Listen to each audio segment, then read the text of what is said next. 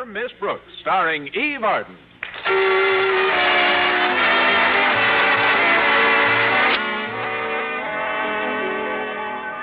For some time now, our Miss Brooks and Miss Daisy Enright, both English teachers at Madison High, have competed for the affections of Mr. Boynton, Madison's biology instructor. Their rivalry may be compared to the spectacle of two fine boxers skillfully sparring for an opening, or two master chess players carefully planning each move, or two great generals planning attack and counterattack. Or a couple of dead-end kids armed with broken milk bottles and brass knuckles.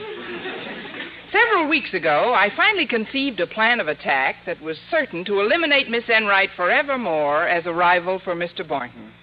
The first part of the master plan called for my going on an intensive diet, and after living for weeks on carrots, dried fruits, and lychee nuts, the supreme moment arrived when I could say, Mrs. Davis.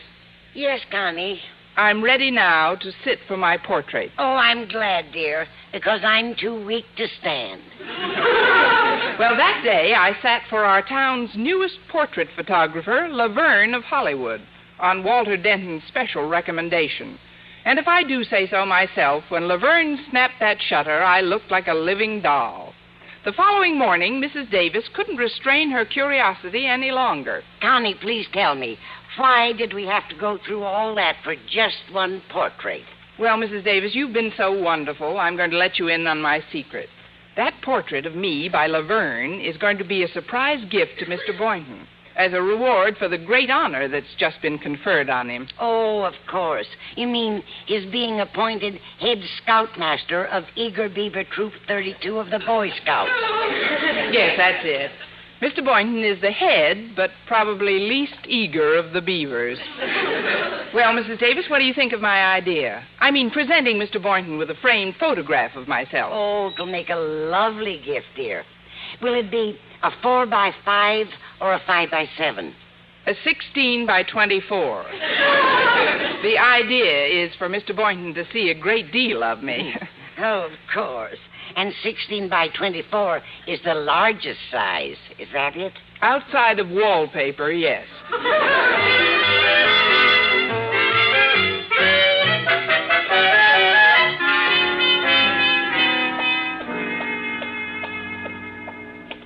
Good morning, Miss Brooks. Good morning to Madison's most beauteous faculty member. Oh, hello, kids. Miss Brooks, how did you like that photographer Walter sent you to? Isn't Laverne of Hollywood the most?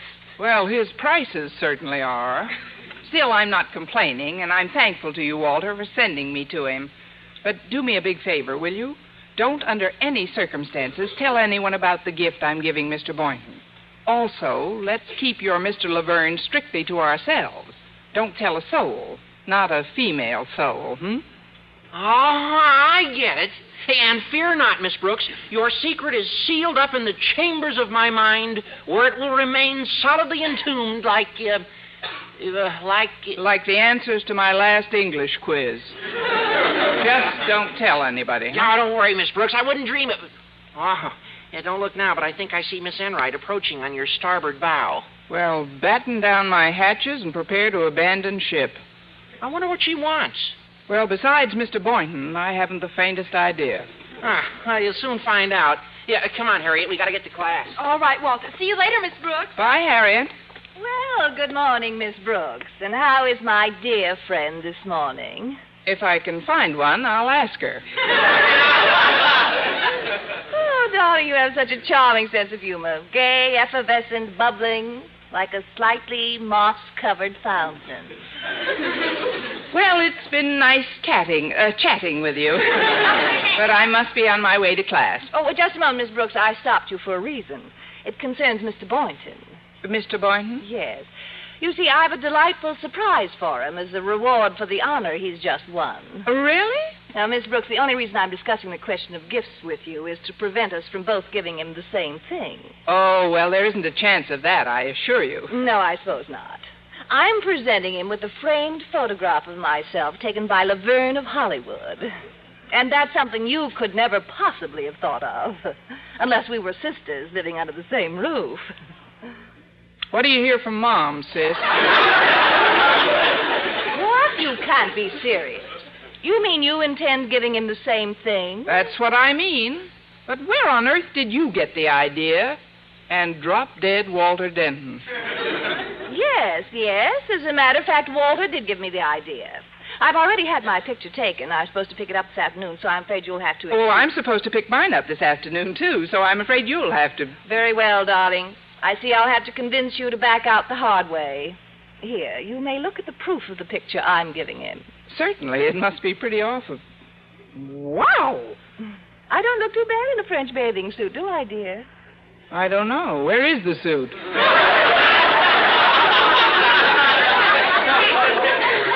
Oh, yes, there it is. I thought at first it was a speck of dust.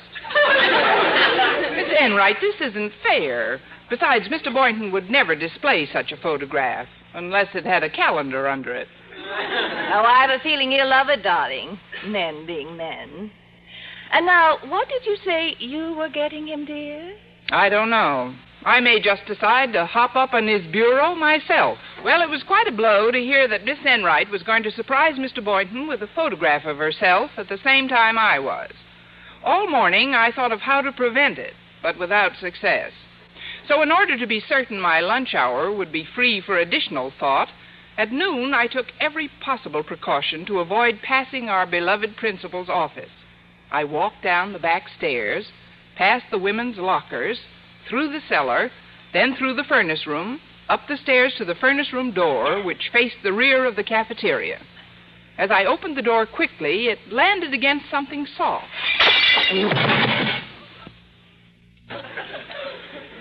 You can help me up now if you want to. Mr. Conklin! Oh, my goodness, sir, I'm terribly sorry. But why were you shaving all the way back here? I wasn't shaving, Miss Brooks. My face was just propelled into my custard pie. I was carrying a tray of food. A tray of food? But I don't see any food. How could you? Thanks to you, I'm sitting in most of it. Miss Brooks, was your mother ever frightened by a Keystone Cop? Really, Mr. Conklin, I'm terribly sorry, but I had no idea. Oh, never mind. What's done is done. I suppose I can brush most of this stuff off. I wanted to have a word with you anyway, but hardly under these circumstances. Now, to be brief, it has come to my attention that a few of my teachers are considering patronizing a certain notorious photographer in town. A notorious photographer? Yes. This man Laverne has been making his living up to now in Hollywood, taking cheesecake pictures of cinema starlets. Such a man can have nothing but a corrosive and demoralizing effect on the community. And I'm sure Mr. Stone, the head of the Board of Education, would concur in this opinion. How do you know, sir? I asked him. Therefore, henceforth, Mr. Laverne's studio will be considered out of bounds to Madison's personnel, and any teacher or pupil found on or near his premises will be ruthlessly dealt with. Is that clear, Miss Brooks? Yes, sir. Then I won't detain you from your lunch any longer. And please pass the word along to any teachers you meet in the cafeteria who have not already heard my edict. But aren't you coming in for lunch today, sir? With you in the same cafeteria, I wouldn't dare. Well, see you later, then. Well, hello, Miss Brooks. Oh, hello, Mr. Boynton. I was hoping I'd run into you down here today. I wanted to treat you for lunch. Sort of celebrate the award I won. Well, Mr. Boynton, how thoughtful. Is that the lunch in the bundle you're carrying? In the bundle? Oh, no, Miss Brooks. That's some track pants for later. I intend giving my mother a photograph of myself by Laverne of Hollywood. That's why I'll need these track pants for my photograph. You're posing in just track pants? That's right. My mother always liked my athletic pictures at college, so I thought I'd pose for one like that now. I want it to be a complete surprise. Don't we all? Well, aren't you taking an awful chance after Mr. Conklin's edict? Well, because Laverne's studio is out of bounds? I've thought about it, Miss Brooks, but since I'm already committed, I'll take my chances. Oh, when are you going down to have this photograph taken? Well, I have an appointment with Laverne at 4 o'clock this afternoon. 4 this afternoon? Oh, yes. It's the only time he has open for weeks. Some woman is supposed to come in to pick up her picture a little before that, and I'm supposed to follow this woman. I know. You were supposed to follow this woman for the past 6 years, but you Sure picked a heck of a time to start.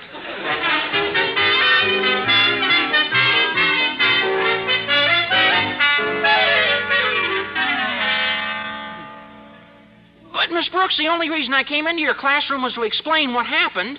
It's true Laverne paid me 10%, but you see, Walter, it's a little late for explanations. By now, because of your recommendations, everyone in school is having his picture taken as a surprise gift for someone else.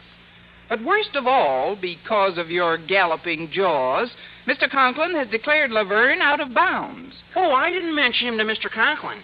Laverne sent him a special calendar of his beautiful girls for Christmas, and Mr. Conklin tore it up. Are you certain? Of course I'm certain. I was in his office when he took it out of his wall safe this morning and tore it up. It figures. Well, perhaps I have misjudged you slightly, but my particular problem is to prevent Miss Enright from giving Mr. Boynton her picture. Well, I think I've got a way to eliminate Miss Enright. Quick, clean, and easy. Yeah, I thought of that, too, but she refuses to eat the cafeteria food. No, it's nothing like that, Miss Brooks. But I know she can't pay for her picture until the first of the month. And if you can convince Mr. Laverne that she's a bad credit risk when you pick up your picture, he may not give Miss Enright hers. Who's your study teacher, Lucretia Borgia? Say, that might work at that. Of course it will.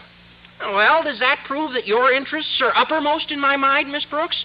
And that my plugs for Mr. Laverne were not only for personal gain, but also mere boyish enthusiasm? Walter, your boyish enthusiasm stopped when you traded your celluloid rattle to the baby next door for his gold teething ring. Later that afternoon, in spite of Mr. Conklin's edict, I was in Laverne's studio. When he showed me my portrait, I told him how happy I was with the result. Well, I'm delighted that you're pleased with my work, Miss Brooks, and I hope the others who are coming in this afternoon are equally satisfied. You're expecting Miss Enright, aren't you? Why, yes. Do you know her? Mm-hmm. Oh, yes. Good old Skippy is a... Skippy? Oh, that's just a friendly little nickname that the loan company gave her. Good old Skippy, always the first to skip a payment.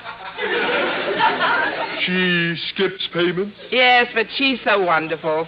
You know, she never has less than a half a dozen men chasing after her. Well, she must be quite popular. They're all from the collection agency. Oh. I think perhaps I'd better hold on to Miss Enright's picture until... Who's that? Oh, probably Mr. Boynton. He's also a teacher. Oh, I've got to get out of here. My picture is a surprise for him. He mustn't see me here. Quick, where can I hide? Where can I hide? Oh, goodness, this is exciting. I feel just like we're being raided. Now, over there, Miss Brooks. That door leads to my dark room. You can stay there until I get rid of Mr. Boynton. That's it, right through that door. Oh, Mr. Boynton, just in time, I see. Mr. Laverne, this picture you're taking of me is to be for my mother. And I'd like a relaxed, informal pose. Oh, nothing else but. Would you like one of those studious shots? You know, pipe in mouth and that dreamy look in the eyes?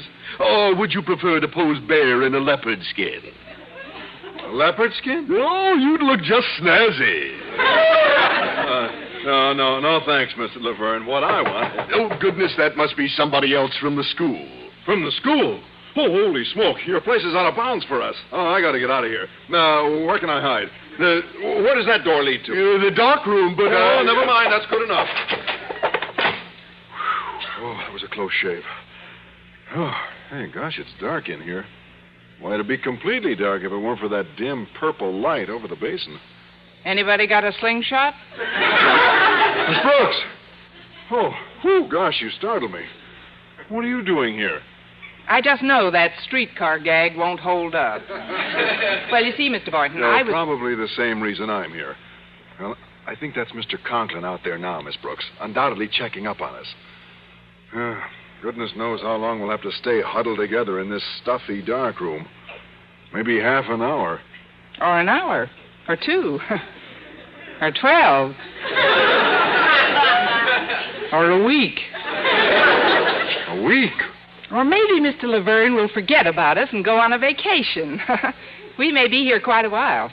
Well, I suppose we might as well do something while we're waiting for Mr. Conklin to leave. Yeah, we might as well, mightn't we? We might as well do that. We certainly might. Might as well. Now, what'd be something for two people to do together in a dark room? 2 guesses, and I can't stay puckered forever. I've got it. Of course. Why didn't I think of it before? The ideal thing. Yes, Mr. Boynton? We'll develop some of Laverne's pictures for him. What a revolting development this is. Maybe I'd better take a peek outside and see what's going on. No, Mr. Boynton, let them lead their lives and we'll lead ours. Just one little peek. Miss Enright, if I let you have the picture, are you certain you can pay by the 1st of the month? Oh, absolutely. You may even get your money sooner if Miss Brooks pays me the $300 she owes me. Miss Brooks owes you $300, Skippy? Miss Enright? Yes, and I just hate to ask that poor bankrupt soul for the money. Just isn't like me to hit anyone when she's down. Not when you can kick her in the head instead. Heavens, Miss Enright, I had no idea Miss Brooks was... Who's that? Probably someone from your school. Walter Denton has sent me From a the number... school? Oh, but this place is out of bounds. Oh, quick, where can I hide? Well, I'm having splendid success with the darkroom. Yes, that's it. Is that where the door leads? But Miss Enright... Oh, my goodness, it's dark in here. Where's the light in this place? Oh! That's not a light switch you're turning, Miss Enright. That's my nose. Miss Brooks, what are you doing here? I was doing fine until you butted in. Oh, hello, Miss Enright. Why, Mr. Boynton. Oh, quiet. Quiet. I think I hear Mr. Conklin's voice. Mr. Conklin. Oh, if he finds me here, I'll be fired. Well, don't worry. There's a civil service exam for county dog catcher coming up. You ought to be... If we're all quiet for a minute, maybe I can take a look outside. No, Mr. Laverne. I'd look ridiculous posing in that leopard skin. But, Mr. Conklin, you said you wanted an unusual portrait of yourself, didn't you? Well, of course, but I prefer to pose in my own skin, if you don't mind. Very well, sir. Who's that? Who? Good grief, I mustn't be seen in here. This place is out of bounds. Where can I hide? Where does that door lead to? The fraternity room.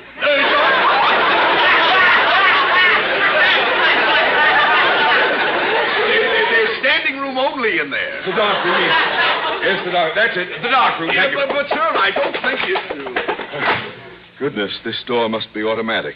It opened up for me just as I approached it. It's just lucky none of my faculty know I'm here because... Hello, Mr. Conklin. Hello, Miss Brooks. If they ever heard about it, I could hardly bear to look any one of them. Hello, Mr. Conklin. Hello, Mr. Boynton, in the face. Besides, they'd have so much on me, I'd probably never live it down as long Hello, as... Mr. Conklin. Hello, Miss Enright. As I remained at Madison, they'd hold it over me, do everything in their power to force me to do whatever they wanted. And there's nothing I could possibly... Hello, Miss Brooks, Mr. Boynton, Miss Enright! Oh, yes! Then I haven't been talking to myself. No, but you soon will be. But what are all of you doing here? Oh, just a moment, sir. I think I hear Mr. Stone's voice out there. Mr. Stone? Oh, what'll I do? I'm ruined. What can I tell him if he finds me in here? We might tell him Mr. Laverne's hobby is collecting school teachers. Oh, what's the use? I couldn't stand the embarrassment of having Mr. Stone find me. I'm going out there like a man and give myself up. Oh, no, don't do it, sir. Mr. Stone! Good heaven. Holy catfish. Oh, I don't know. I think Mr. Stone looks cute in that leopard skin. Our Miss Brooks, starring Eve Arden, transcribed, was produced and directed by Larry Burns. Written by Arthur Alsberg and Lou Derman with the music of Wilbur Hatch. Mr. Conklin was played by Gail Gordon. Others in tonight's cast were Jane Morgan, Dick Crenna, Bob Rockwell, Ann Whitfield, Mary Jane Croft, and Frank Nelson. Be sure to be...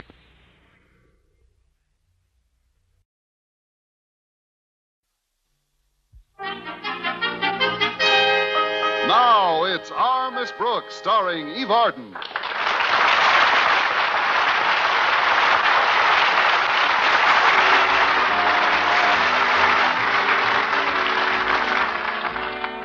Well, quite a few romances have started between faculty members teaching at the same school.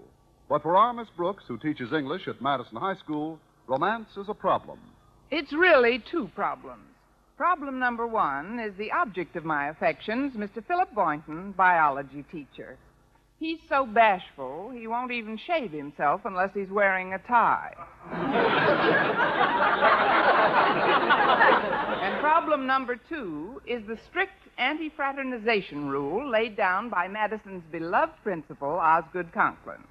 Of course, Mr. Boynton devised a very effective method of getting around this rule. He suggested that we stop seeing each other entirely. However, I immediately used my power of veto, and before he could take it to the General Assembly, we convened for 2 dates away from the school. The last date occurred on Wednesday night, and Thursday morning at breakfast, my landlady asked for details. Now tell me everything that happened last night, Connie. We went to a movie, Mrs. Davis. And we came home. And fold up your program. The recital is over. Pass the cream, please. But what did Mr. Boynton say? What did he do? Nothing. Pass the cream. I can't understand that man.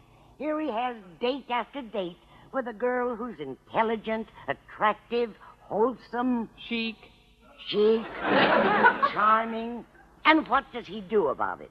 Nothing. Pass the cream. Oh,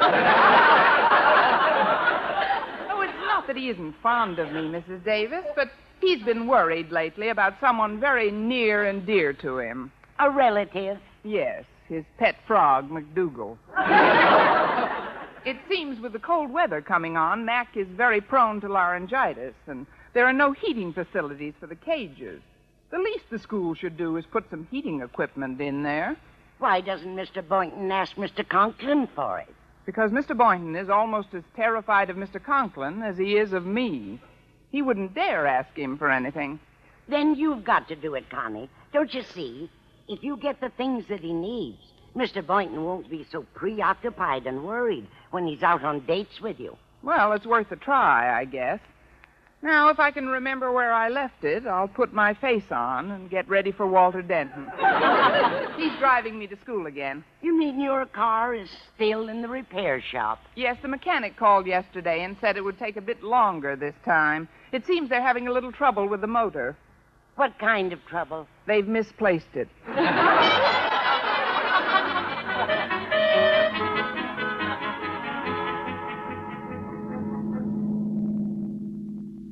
I'm glad you picked me up early today, Walter. I've got to stop in Mr. Conklin's office before my first class. Oh, what a depressing way to start off the day. I'm glad I don't have to see our beloved principal this morning. I'm low enough already. Low? Yeah, I feel gloomier than a school teacher's personality. Present company accepted, of course. Of course. What's the reason for your blue mood? Did Harriet Conklin give you the go-by?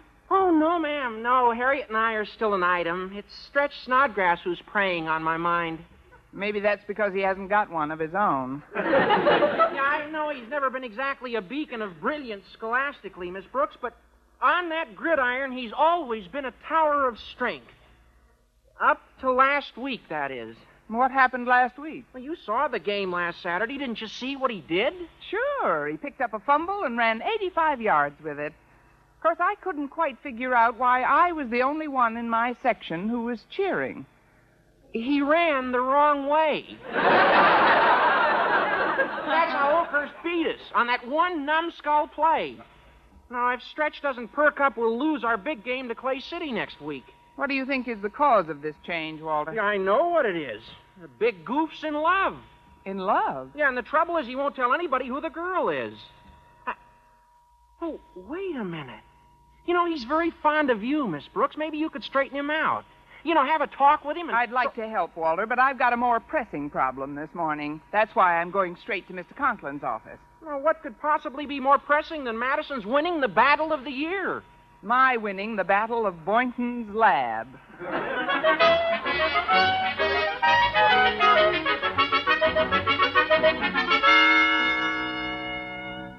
Daddy, why are you so despondent? Because of our coach's report on Snodgrass, that's why. He's been playing abominably, and the coach knows the reason. The big moose is in love. In love? Oh, but isn't there something we can do, Daddy? If there were, I'd be doing it. You don't think I want to lose this game to Jason Brill's Clay City nincompoops, do you? Well, of course not, Daddy. I know Mr. Brill's your arch rival. He's worse than that. He's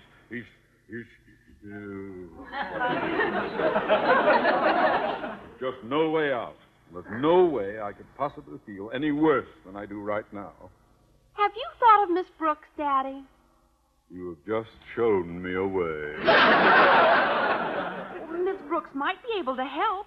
If there's one person in this school whom Stretch admires and respects, it's her. Maybe she could pull him out of his doldrums. So you might have something there at that. As soon as she gets to school, Come in. Oh, pardon me, Mr. Conklin. If you're busy, I'll come back later. Not at all, Miss Brooks. Harriet was just leaving for a class. Run along, child. Okay, Daddy. See you later, Miss Brooks. Goodbye, Harriet. Well, sit down, won't you? Over here by my desk. That's the most comfortable chair. Maybe you don't know who I am, sir. It's Miss Brooks.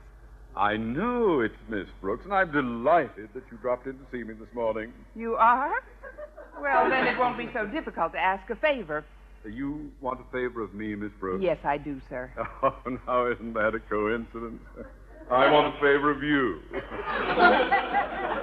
One hand washes the other, eh? That's as good a way as any to get them both clean. What is your favor, Mr. Conklin? Well, as you know, Madison's big football game with Clay City is to be played next week. Yes, sir. You are also aware of my intense rivalry with Jason Brill, their principal. Yes, sir, but what do you want of me, Mr. Conklin? Well, it's very simple, Miss Brooks.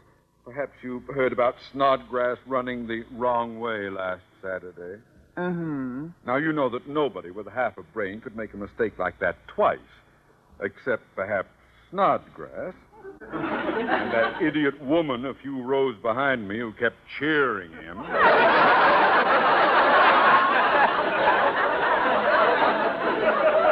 Next Saturday, I'll keep my mouth shut. What do you think I can do about Stretch, Mr. Conklin? Well, you may be able to straighten him out. You see, Miss Brooks, he's been even worse in practice this week than in that game last Saturday, and the coach seems to think it's because he's in love. That's what Walter Denton thinks, too. Does Denton know with whom? No, sir, nobody does. Exactly, and that's where you come in. In his lame-brained, dunce-like way, Snodgrass admires you greatly. He has his reasons, I'm sure. We lame-brained dunces are pretty clannish. Well, what I meant was you seem to be the logical person to find out just what little baggage is turning Snodgrass's head. And I use the word advisedly. And if I find out, what then? Then your natural feminine instincts will come to the fore, and you will devise some way to circumvent the activities of the aforementioned bit of baggage. Now then, what is the favor you seek? Well, Mr. Boynton needs some new equipment for the biology lab, and he's too timid to ask for it. He shall have it. What kind of equipment? Or some heating facilities, for one thing, and more comfortable cages for his frogs and guinea pigs. It's done. Anything else? Else? Well, now that you mention it, I could use a new desk and some new window shades in my room. I also would like to have it painted a nice, cheerful shade of green. Miss Brooks, you are speaking with Osgood Conklin, not the Aga Khan. Well, if that's the way you feel about it, sir, maybe Stretch and his girl should be left alone. After all, A nice, cheerful shade of green it is. Now, you're sure you know what to do, Miss Brooks? Leave it to me, Mr. Conklin. When I get through with him, Stretch will not only check his baggage, he won't call for her for 30 days.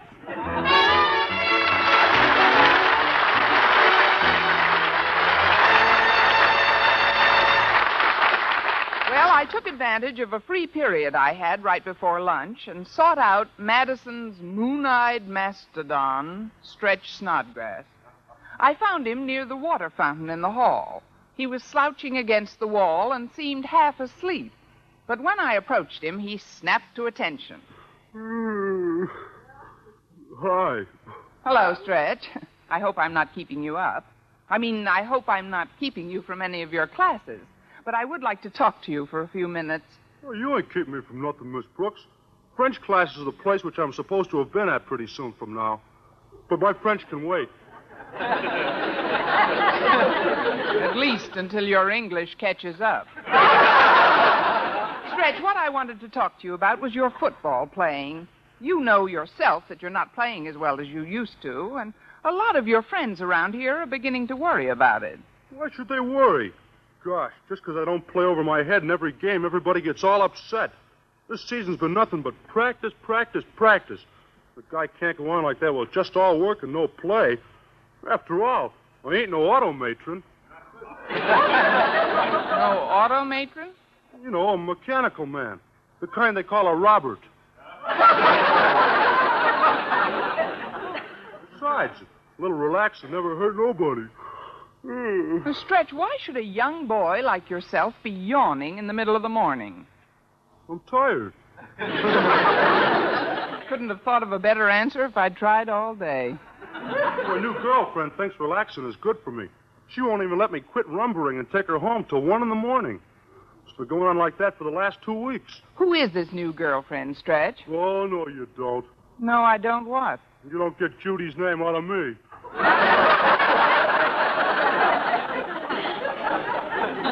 I promised to keep it a secret. Well, that's your privilege. If you don't want me to know Judy's name, I'm not going to know Judy's name. That's all there is to that. Judy what? Gosh, I didn't even want that part of her name to get out, but it just slipped. Well, look, Miss Brooks, you wouldn't want me to break a promise, would you? Fervently. Listen, Stretch, even if you enjoy all this rumbering, don't your girl's parents object to these late hours every night? Oh, I'm sure they don't. How can you be so sure? Her old man gives me the money to take her out. What? Sure. He's not like our principal. Mr. Brill's a real good sport. Stretch, you mean to tell me you've been taking out Judy Brill? How do you know? A little bird brain told me. I can't wait to see Mr. Conklin's reaction to this bit of news. Gosh, Miss Brooks, you're not going to tell Mr. Conklin, are you? Not yet, Stretch. Out of consideration for his family, there's something I've got to find out first. What's that? If his life insurance is paid up.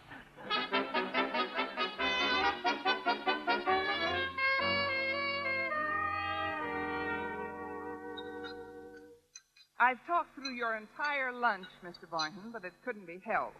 If we're going to get any favors from Mr. Conklin, we've got to straighten out Stretch Snodgrass. I'm glad you told me the story, Miss Brooks. Imagine Jason Brill putting his own daughter up to a trick like that. What kind of a girl is this Judy Brill, anyhow? Well, you know the expression, sweet 16 and never been kissed. Yes.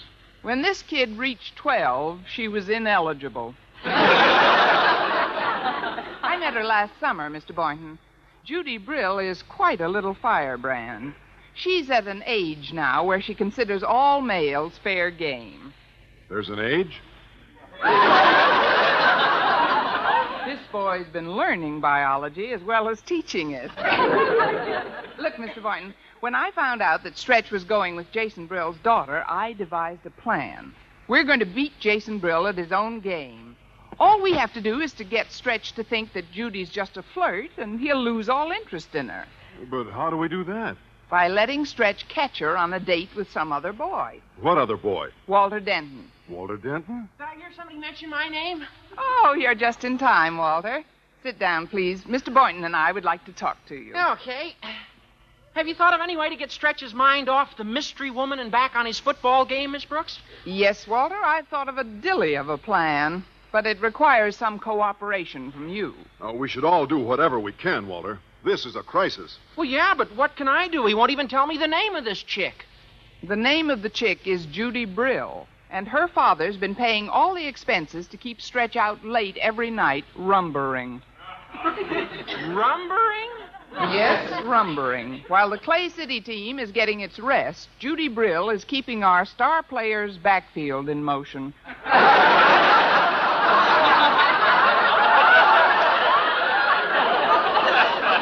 But I know the kind of a boy Stretch is, and If we can arrange to have him catch Judy with another boyfriend, I know he'll forget all about her. Not only forget about her, but it might make him so mad he'll go out on that field Saturday and play the game of his life. Say, that sounds like a swell idea. You know, of course, Stretch is boxing champ of Madison, too, so it might not be so pleasant for the guy he catches with his girl. But that's a necessary risk, I guess. Who's the chump you've got lined up to be the patsy in this? Don't be crude, Patsy. Walter. I thought that you'd be happy to volunteer for the job. Me? You want to see Madison beat Clay City, don't you? Well, sure I do, but will I have my bandages off in time? Oh, you've never seen Stretch fight. I have. Believe me, Walter, Mr. Boynton and I will make sure that Stretch doesn't lay a hand on you. He doesn't have to. He could kick me to death. No, I'm afraid you'll just have to count me out, folks. No. Count you out? Oh, but Walter, Stretch is a very dear friend of yours. Now, you don't want to see him ruin his life, do you? Don't you see, Walter, this girl isn't right for Stretch.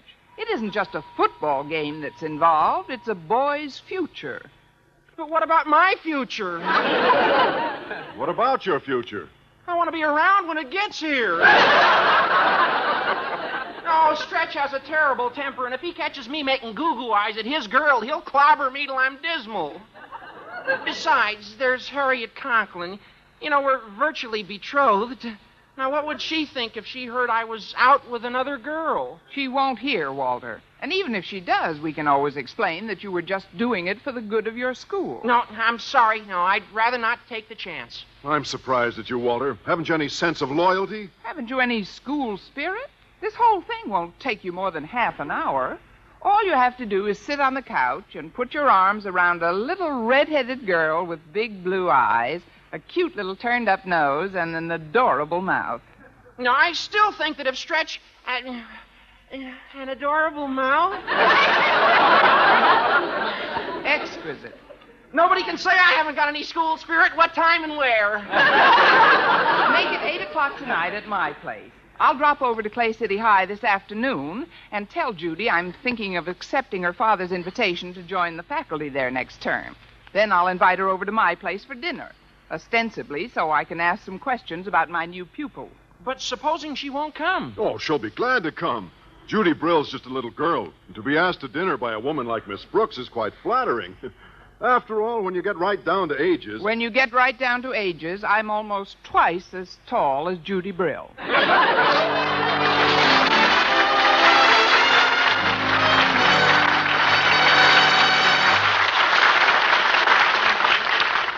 part A of my plan worked perfectly, and that afternoon I persuaded Judy Brill to have dinner at my house. So at 8 o'clock that evening, we were in the living room, gabbing away like a couple of old... extremely young magpies. I'm sure glad you asked me over tonight, Miss Brooks.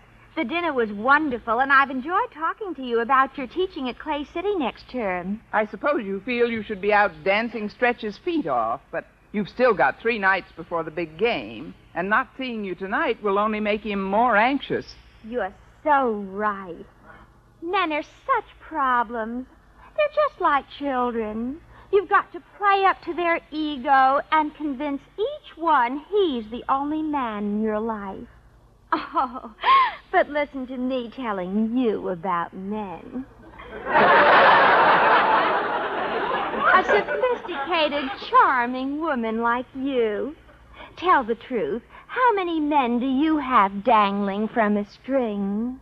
Just one, Judy. And he doesn't exactly dangle. He sort of bobs and weaves. As if I'd believe that about a woman like you, Miss Brooks. Oh, I wish I had your knowledge of men. Want to trade? It was a very pleasant coincidence that Walter Denton dropped over, don't you think? He's an awfully cute boy. I'm glad you like him, Judy.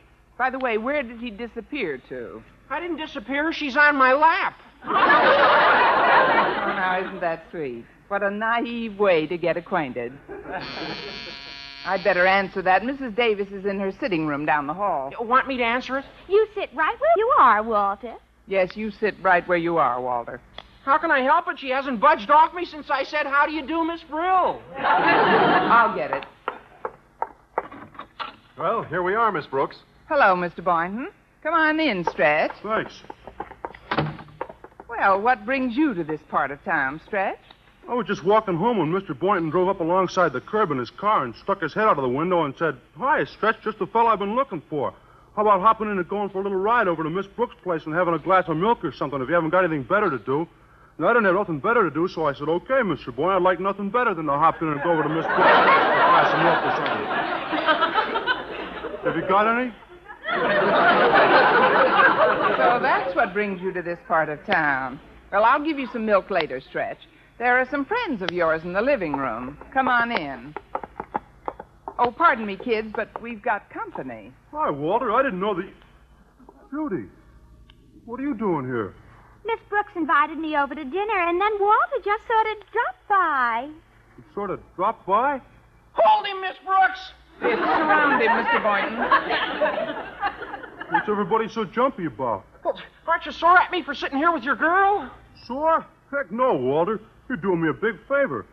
See, I got to thinking about what Miss Brooks said this morning, and I realized that I got to get a lot more sleep if I'm going to be any good in the game Saturday. But, Stretch, dear, you don't have to sleep so much. Sure I do. Oh, it ain't that I don't appreciate what you and your dad done for me, Judy. And I certainly ain't mad about all that rumbering. It's just that for athletes, rumbering's not as good as slumbering. Now, Walter, if I may make a suggestion, I think you should drop Miss Brill off at the bus station. Well, what's this all about, anyway? Is this some kind of a plot? Turnabout's fair play, Miss Brill. Yeah. And if you'll excuse me right now, I'll turn about and hit the road. I'll excuse all of you right now. All but you, Mr. Boynton. Well, this is what I get for accepting the hospitality of a Madison Highite. Thank you, and good night. Don't slam the door. Oh, come on, Stretch. The least we can do is drop her off at the bus station. Good night, Miss Brooks, Mr. Boynton. Good night. Well, it's simmered down to just the two of us, Mr. Boynton. Let's sit down on the couch. All right. You know, Miss Brooks, in spite of the fact that I'm a biologist, I've never been overly observant about the emotional reactions of the people around me. You're not just beating your Bunsen burner, Boynton. That is, you have seemed a little preoccupied at times. Well, be that as it may, your interest in the welfare of my little animals and the trouble you went to see that I got proper heating facilities for my lab have made me realize just how much you care. Really, Mr. Boynton? Yes, indeed. And I want you to know that I care even more than you do. You care even more than I do? Yes. I've got $5 bet on that game Saturday. Well, here's $2.50. I'll take half your bet, and we'll set up housekeeping on the 40-yard line.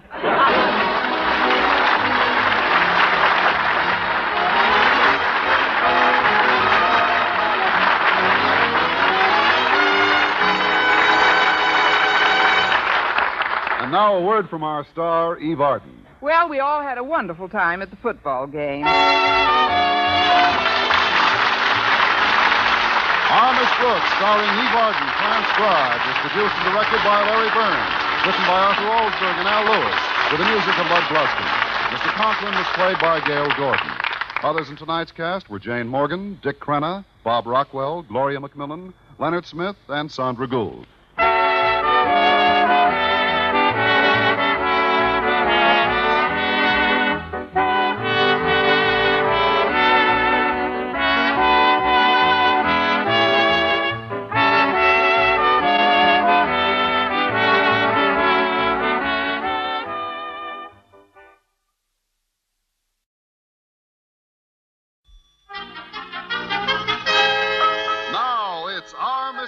Starring Eve Arden.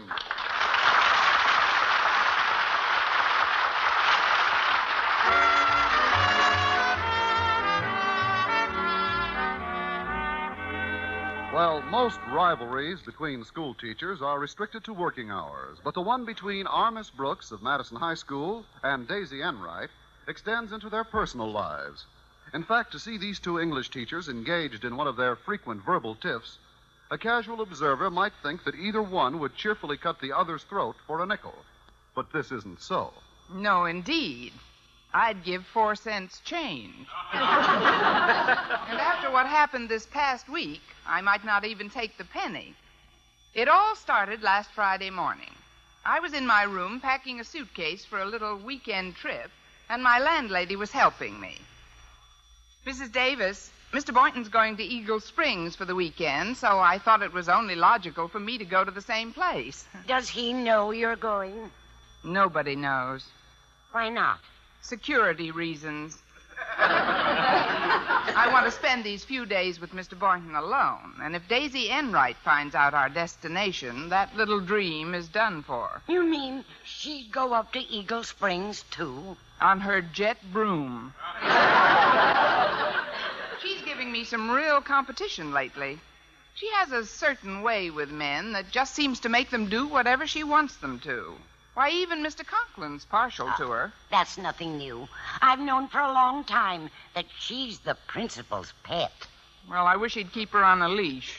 The minute there's a chance to make a bit of extra money around school, she's the first one to get a crack at it. He even put her in charge of the new switchboard we had installed last week. But doesn't that require an experienced telephone operator? They're pretty difficult to get right now, so she's filling in temporarily.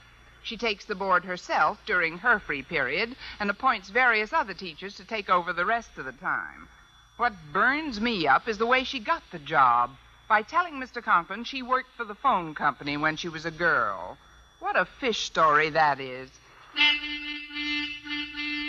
Oh, there's Walter Denton to drive me to school. Be right there, Walter. Before you go, Connie, tell me, why do you think it's a fish story?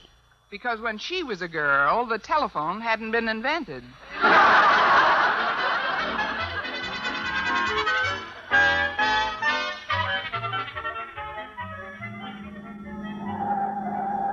Walter, please.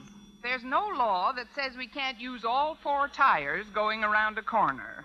Now, slow down a little. 1,000 pardons, dear teacher. Frankly, I'm barely conscious of the speed with which we are traversing this mundane sphere. It is only the corporeal Walter Denton who is restricted to the confines of this vehicle. The spiritual me is floating in the heavenly blue on silver wings. Well, bail out, Cherub. I'm not ready for harp lessons. What's the reason for this pedestrian-destroying ecstasy? It's Harriet Conklin, Miss Brooks. She's been treating me like an angel lately. Last night when her folks were out visiting, she even cooked dinner for me. Gosh, it was romantic. What did you have? Liver and onions. Truly the food of love. To be honest, I was so grateful I barely felt the heartburn. But all isn't beer and Skittles. As much as Harriet adores me, that's how much her father hates the sight of me. Oh, don't tell me you're having trouble with Mr. Conklin again. Oh, no more than usual. Now, I wrote an editorial in the Monitor a couple of days ago that Mr. Conklin didn't agree with. You see, in it, I said I was opposed to hiring a permanent substitute for one of our German teachers. Which one? Wolfgang Himmelstoss. He's the nice old fellow who's been sick for the past week. Oh, I wouldn't know. Wolfgang isn't one of my intimates at school. Well, the other teachers have been sharing his duties so far, but I heard that Mr. Conklin's looking for a younger teacher to take over his class. Now, that means when Mr. Himmelstoss gets better, he won't have a job. Well, it's nice of you to be so loyal to an old teacher, Walter. Oh, I'd feel the same way about you, Miss Brooks, and I'd go to bat for you, too. That's why you've got to go to bat for Mr. Himmelstoss. Me? Certainly. Now, how would you like it if you were a worn-out, old, lonely, broken-down bachelor? I'm getting used to it. I mean, how can I help Mr. Himmelstoss? Well, by mentioning to Mr. Conklin that you don't think he should replace him. Will you, Miss Brooks? Will you do that for me and for all the kids who've grown so fond of Mr. Himmelstoss? Will you, Miss Brooks, huh? Will you, huh? Well... Boy, that's a relief. Well, now that you've promised, my mind's at ease. That's one thing about you, boy. Once you make a promise, a guy doesn't have to worry about a thing. He can rest assured that you'll keep your word or die in the attempt. Yes, sir. Huh?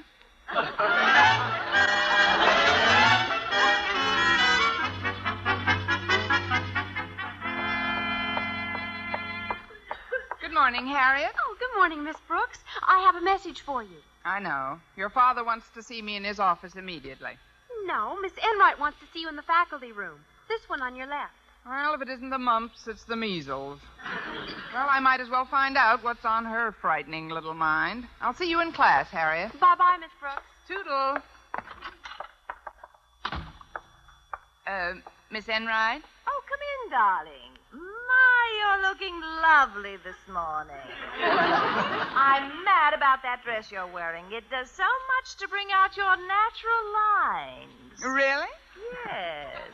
Especially the ones around your eyes. Well, but then there's no time for chit-chat. Miss Brooks, we've got to sit down and have a real heart-to-heart talk. All right. Borrow a heart and let's get started. I'll ignore that remark because there's too much at stake to bicker. Now, we're both aware of the fact that we're interested in the same man. And each one of us has been keeping extremely close tabs on him. For instance, I heard that he's going to spend the weekend at Eagle Springs. Eagle Springs? Mm-hmm. Well, now, who could have started such a ridiculous rumor? Mr. Boynton told me himself.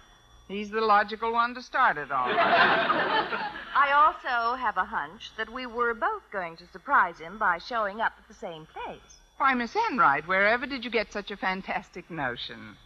I've got my train ticket in a bag in my locker. Where are yours? I'm picking them up after school. Well, suppose we did have the same idea. Oh, don't you see, Miss Brooks, with such an elusive query, we've got to be more cagey. I'm sure that Mr. Boynton sees some good points in both of us, but the way we've been going about things, we're only hurting each other's chances. Miss Enright, you may have something there. Yes. What do you suggest? That one of us step out of the picture completely for a specified amount of time and leave the other a clear field. How much time, for instance? Well, how about a couple of months? Fine. See you in January, Miss Enright. Not so fast. We'll decide who's going to remove herself first in a sportsmanlike manner. Say by dealing a hand of cards. A hand of cards? Yes. You know, some of us play bridge during lunch hour, and I just happen to have a deck in my handbag. Do you have the nerve to go through with it? Nerve? Sit down and deal, Miss Enright. What kind of a game shall we play? Well, do you know poker? I've heard of it. Fine. Then I'll deal one hand of draw poker, and the loser agrees to stay away from Mr. Boynton for a period of 2 months, commencing at once, right? Right. Fine. All right. Here we are. Now, you care to cut the deck? Run 'em. 1, 2, 3, 4, 5. There. Now, how many cards do you want, Miss Brooks? Let's see. I'll take 4. How about you? I'll play these. What have you got, Miss Brooks? A pair of 10s. Oh, no good. I've got 4 aces. 4 aces? Well, that's that. Oh, I'm glad you're taking it like a good sport, Miss Brooks. May I walk to your class with you? Sure, if you don't mind climbing 4 flights. 4 flights, but your classroom's on the first floor. I know, but who ever heard of jumping from a first-floor window?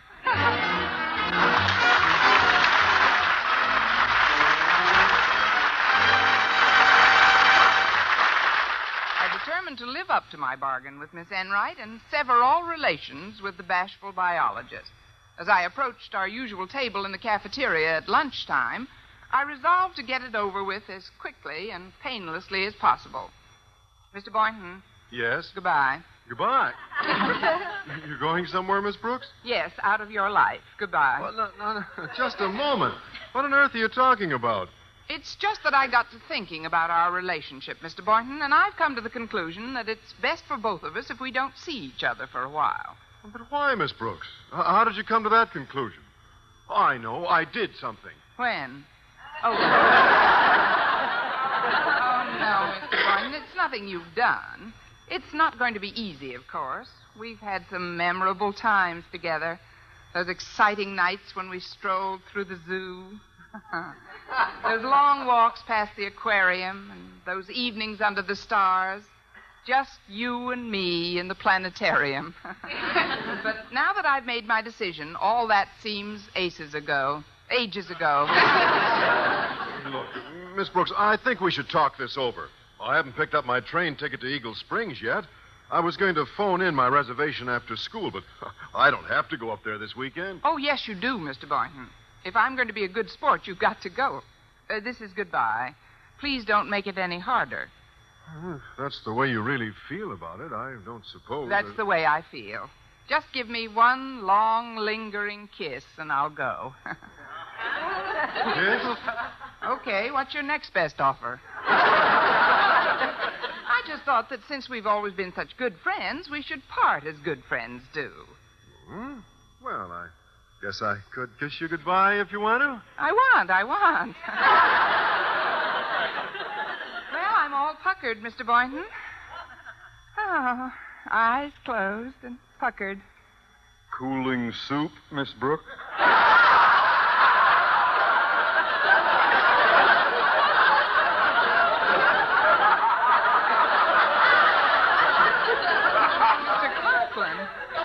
It is indeed. If you'll excuse me, sir, I've got to get some sherbet. I said I'd pick it up before it got cold. See you later, Miss Brooks. He's a little nervous today. Miss Brooks, what was the meaning of that hideous osculatory display I was about to witness? I was just saying goodbye to Mr. Boynton, sir. He's going away, and Goodbye? You looked like a sea lion about to play Yankee Doodle on a calliope. The idea of kissing in a public school cafeteria. Is that what the Board of Education pays you for, Miss Brooks? If it is, they haven't been getting their money's worth. Don't be insolent. To think that in one English department I should have two such extremes in teachers as Miss Enright and you.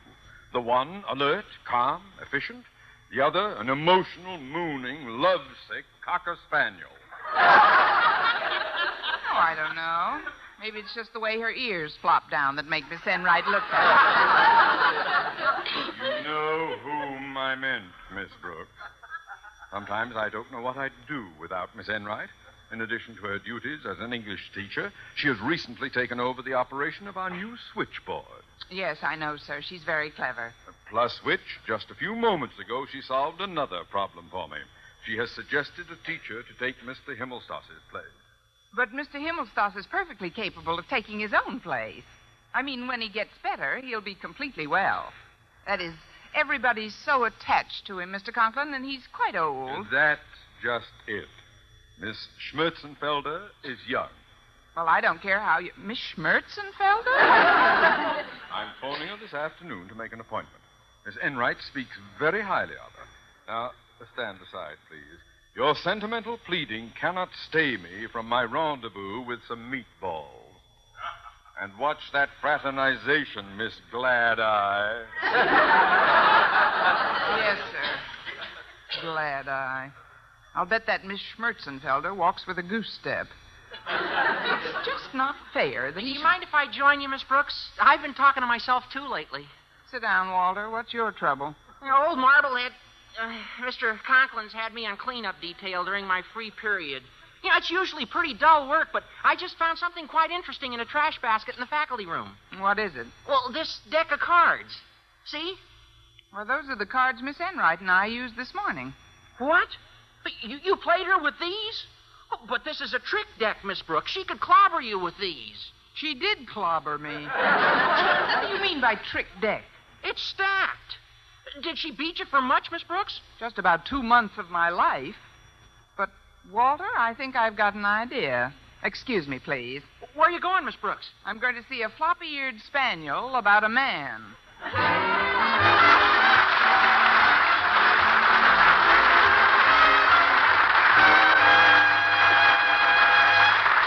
Well, you are being a good sport, Miss Brooks. This being my free period, I was about to take over the switchboard myself. Oh, think nothing of it, Miss Enright. I'll be happy to take over for you. I know how rushed you must be, particularly if you want to make that 4:30 train. Oh, yes, it's the only one up to Eagle Springs today. But you're sure you know how to handle a switchboard, Miss Brooks? Miss Enright, I worked on the board of a summer resort for an entire summer when I was in my teens. And you learned everything? On a resort switchboard? That was the summer I grew up. Well, I guess there's no sense in looking a gift horse in the mouth. Figuratively speaking, of course. Oh, that's all right. Slip me the earphones and call me native dancer. Well, very well. I'm off to the country. Remember now, I have quite a reputation for efficiency with Mr. Conklin. Don't you worry about that, Miss Enright. I'll take care of your duties and your reputation. But good.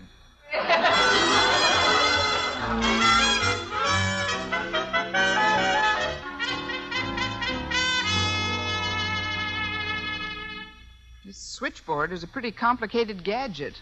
Thank goodness there haven't been any calls. Uh-oh. There goes one of the lights now.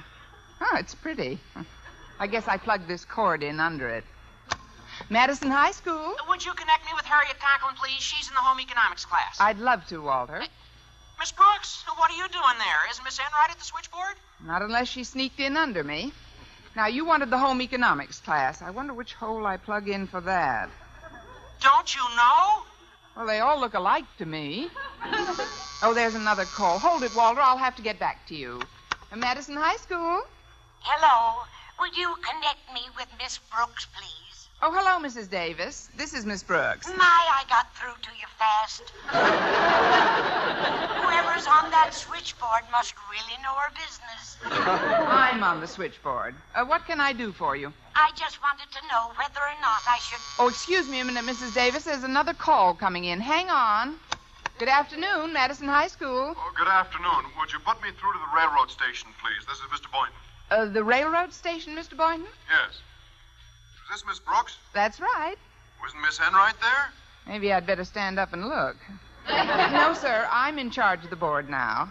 I'll connect you with the station in one moment, as soon as I can disguise my voice. Hello? Hello? Is this the railroad station? It sure is, Doc. What can I do for you? I'd like to reserve a ticket to Eagle Springs today. Eagle Springs? Aren't any trains running to Eagle Springs today. It's snowed in. Goodbye.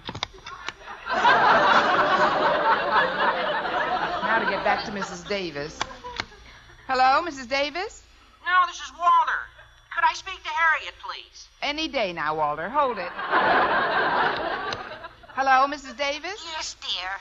What I wanted to ask you... Oh, just a moment, Mrs. Davis. There goes another light. Hello? Oh, hello, Miss Brooks. This is Mr. Boynton. I didn't get that railroad ticket yet. Some nitwit at the station said Eagle Springs was snowed in. Oh, would you try the Weather Bureau for me? Oh, all right, Mr. Boynton, but you'll have to wait a moment.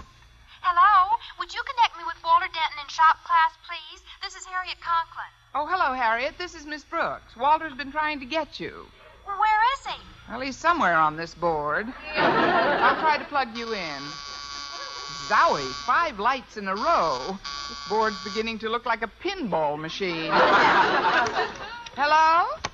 Hello. Osgood Conklin speaking. Tilt.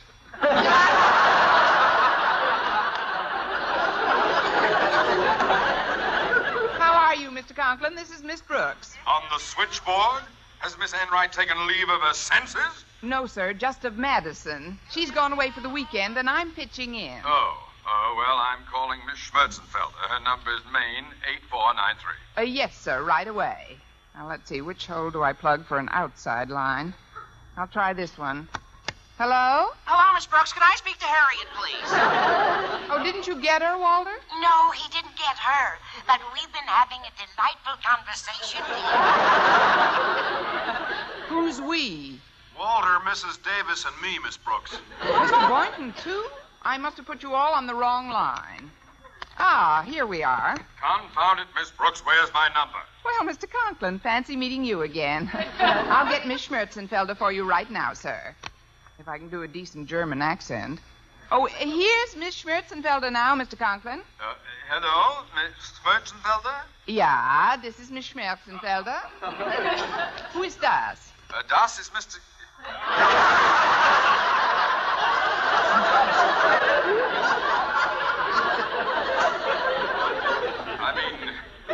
This is Mr. Conklin, principal of Madison High School. Ach, Herr Conklin. Yeah. Yes. Well, I'm calling about that teaching position that's open in Madison's German department. Miss Enright recommended you in the highest possible terms. Oh, danke schön. Yeah, I'm the best German teacher in the whole entire ganze Welt. That's the whole world to you. Daisy and I taught together in 2 or 3 high schools, you know. 2 or 3 high schools? Yeah, the first principal was crazy about the way I taught. That wasn't the reason I was fired. Fired? I would still be there if he hadn't found the schnapps in the coat room.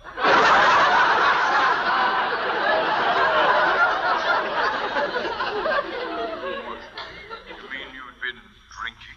Just a bissel between classes. But I give that all up, Mr. Conklin. Oh, but what about your last position? Oh, I wasn't canned on account of my teaching. Then why did the principal let you go? The silliest reason. Oh, the silliest reason. How was I to know he didn't like crap games in the elevator? Oh, this is incredible. Miss Enright spoke of you so highly. Yeah, it's too bad she couldn't say the same about you. What? What a temper she said you got. She said, du bist verrückt. That's nuts to you.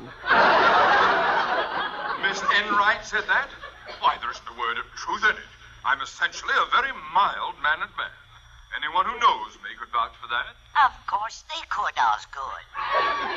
What's that? What, is there someone else on this line? Oh, I'm sorry, Mr. Conklin. I must have put Mrs. Davis on by mistake. Oh, gad, of all the stupid, idiotic teachers who... Was ist das? No, not you, Miss Schmerzenfelder, no. Miss Enright was right. Du bist verrückt. Auf Wiedersehen, Mr. Conklin. No, Miss Schmerzenfelder. I'm talking about the other teacher on this line. Well, I hardly think that's any way to talk about me, Mr. Conklin. Boys, what are you doing on this line? He's waiting to speak to Harriet. Oh, no, that was Mrs. Davis. What? Could I speak to Harriet, please, Miss Brooks? I knew there was someone waiting to speak to her. Here I am, Walter, dear. What do you know? They finally got together. Miss Brooks, I don't know who is more to blame for this fiasco, you or Miss Enright. I'll deal with her when I see her. But how do you propose to straighten out the tangle you've gotten this switchboard into? Don't worry, Mr. Conklin. I've got one more line that's still free, and I know just what I'm going to do with it. What? Hang myself. What else?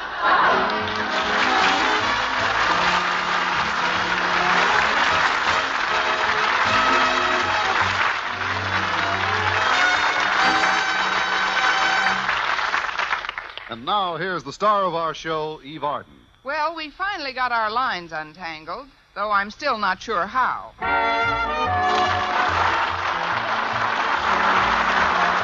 Our Miss Brooks, starring Eve Arden, transcribed, was produced and directed by Larry Burns, written by Arthur Olsberg and Al Lewis, with the music of Lud Gluskin. Mr. Conklin was played by Gail Gordon. Others in tonight's cast were Jane Morgan, Dick Crenna, Bob Rockwell, Gloria McMillan, and Mary Jane Croft.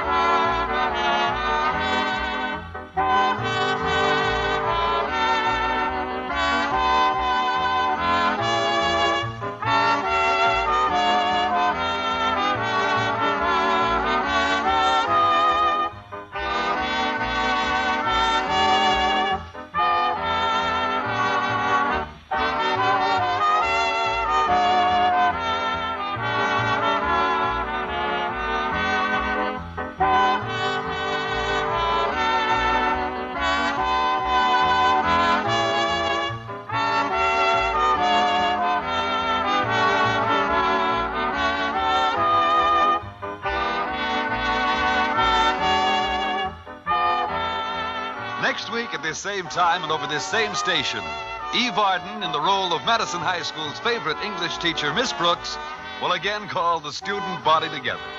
Don't you be absent. Our Miss Brooks is presented each week through the worldwide facilities of the United States Armed Forces Radio and Television Service.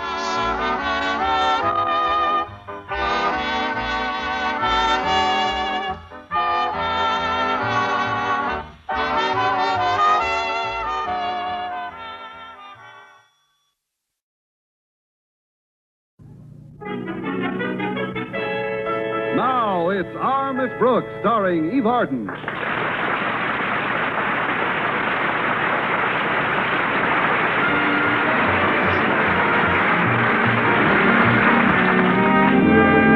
Well, over the years, our Miss Brooks, who teaches English at Madison High, has had more than her share of difficulties with her principal, Mr. Conklin. Recently, however, their relations have improved. Yes, my uncle and aunt feel a lot better. Actually, things have been a bit smoother between Mr. Conklin and me. In fact, when I suggested the plan I had heard about to supplement our teaching with movies, Mr. Conklin gave me the money to try it out. So until last week, when the great experiment was to take place in one of my classes, everything was going splendidly. And in more ways than one. Because Thursday morning, Mr. Boynton was over at my house for breakfast. My landlady was attending an early club meeting, so there were just the two of us. I could sense that Mr. Boynton felt the warm, romantic implications of this domestic scene, because his voice seemed choked with emotion when he said, I wonder how long Joe Palooka will be champ. I haven't the slightest idea. Why don't you ask little Abner? Little Abner? He's been staring at me from the other side of that newspaper for the past 10 minutes. Oh, pardon me, Miss Brooks. Reading the paper was rather rude, I guess. It's just that I feel so at home here, I didn't think you'd mind. Oh, I really don't, Mr. Boynton. That's just the way I want you to feel. Good. Oh, I haven't had this sort of breakfast since I was home with Mother. Well, have you ever thought that you might enjoy a breakfast like this every day, Mr. Boynton? Of course I have, Miss Brooks, many times. But Dad needs her too much for Mom to come down here. That isn't quite what I had in mind. How's your latest project at school working out, Miss Brooks? I don't know yet, Mr. Boynton. The first film, The Lady of the Lake, was shown to my English class yesterday. And you don't know how it worked out? No, I had to do something for Mr. Conklin during that hour, so I let the kids run the picture themselves. We'll know how it was received when Walter Denton picks us up in a few minutes. Well, films can be a big help to all teachers. Why, other schools have been showing movies in their classrooms for years. I wonder why Mr. Conklin would never allow it at Madison before. He hates popcorn. Mrs. Davis is very fond of the idea, though. In fact, she's showing a film at her club's breakfast this morning. She rented it from the same place I did. What picture did she rent? A little number called Shearing Sheep at Big Billabong, Australia. Oh? What's it about? It's about shearing sheep at Big Billabong, Australia. It's perfect for the ladies in Mrs. Davis's club. Shearing sheep in Australia. Why should that be perfect for the ladies in Mrs. Davis' club? There are some pretty woolly ladies in Mrs. Davis's club. Oh, that must be Walter. Come on in. The door's open. I'm anxious to hear how your audio-visual experiment was received by the English class. If past performances mean anything, I know exactly what happened 5 minutes after I left the room. What? They left the room. Well, what a pleasant surprise. Greetings to my two favorite faculty members, the fairest of the fair and the brawniest of the brawny. Oh, it's just the padding in these shoulders that makes me look... Oh, you mean him. Hey, where's the effervescent Mrs. Davis this morning? She's fizzing at a ladies' club breakfast. Oh, that must be the same one Mom and Mrs. Conklin are attending. Walter, we're both anxious to hear how that audio-visual experiment worked out yesterday. Yes, how was the Lady of the Lake received, Walter? Oh, great, Miss Brooks. Yeah, unfortunately, the sound part of the projector didn't work, but the class made up for that. Oh, you never heard such whistling in your life. Whistling? At the Lady of the Lake? What did she do, come out? Not exactly, Miss Brooks. You see, the title on the can the picture came in said The Lady of the Lake, all right, but the picture turned out to be something called Sirens of the Screen, Past and Present. What? Yeah, and we put it on at 2 o'clock in the afternoon, and every fella in the class was late for dinner last night. But it's only a 15-minute short. I know, but we ran it 23 times. Well, you don't mean that. Yeah, and we stopped the projector for 10 minutes every time we got to Marilyn Monroe. Woo, hell afternoon. Hey, what have you got planned for next week, Miss Brooks?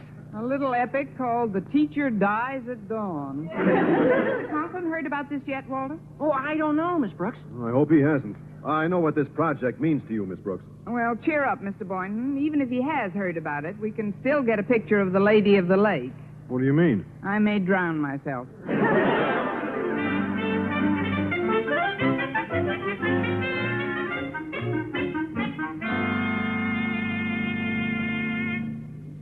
Now, if you'll be seated, Miss Brooks, I'll come directly to the point. Yes, sir. As an experiment in audio-visual education, I gave you not only permission, but also $15 to rent a projector and film of the poem The Lady of the Lake. Something go wrong, Mr. Conklin? Miss Brooks, when I did so, I had no idea that the Lady of the Lake would turn out to be Marilyn Monroe. Either. Esther Williams would have been much more appropriate. I can explain this, Mr. Explain? Explain this, then. When you wanted this film, you told me it was Sir Walter Scott's poem, presented against a background of Scottish sea. But, sir... The only scotch in that entire picture was in a glass in Peter Barrer's hand. Oh, then you've run the picture, Mr. Conklin. 5 times, Miss Brooks. I ran it through a few times to convince myself that what I was seeing was true. Sirens of the screen, indeed. I've already heard from Mr. Stone this morning, and he was furious. It seems that 5 parents have already complained to him about it. He blames the whole thing on me. But why you, sir? It was my idea. I know, but I took credit for it. Mr. Conklin, this is a mistake on the part of the company. Institutional Pictures. It probably won't happen again in another 10 years. We're all entitled to one mistake, aren't we? Sometimes when I think of you, Miss Brooks, that is the only thing that keeps me going. But I told Mr. Stone it was all a mistake, and I also told him we had another film in case he wanted to reassure himself on the subject matter of the pictures we're showing. But, sir, we haven't another picture. And including the projector, they cost $15 to rent. That is your problem, Miss Brooks. You got us into this thing, and you are going to get us out of it. In any event, Mr. Stone said he wouldn't bother to come over unless there are further complaints. However, if there are, he said heads would roll. Osgood Conklin, principal speaking. Who? Yes, she's right here now. It's for you, Miss Brooks. For me, sir? Hello? Hello, Connie. This is Mrs. Davis. Oh, hello, Mrs. Davis. I just called to tell you how the picture I showed at the Ladies' Club breakfast turned out. I gave full credit for the idea to you, of course. And I told the ladies that this was the identical sort of picture being shown at Madison High. I see. Well, how did Shearing Sheep at Big Billabong turn out? Oh, those scenes in the nightclub were terrific, dear. In the nightclub? Yes, and the ones in the showgirls' dressing room were even more sensational. What? Well, where were the sheets? You know, that's what we were wondering.